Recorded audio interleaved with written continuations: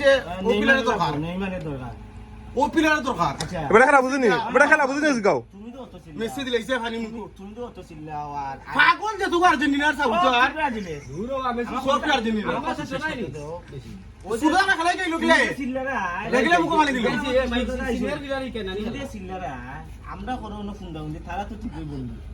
এই কেন যদি বুঝতে ফানি দিল গিলা গুলো আজকে 4 বছর ধরে নেট আমার তুই বাইনা তুমি তো না খাই নি তুই অত পাগল হইলা কেন নেট আছে তো নেট চল তুই বনানি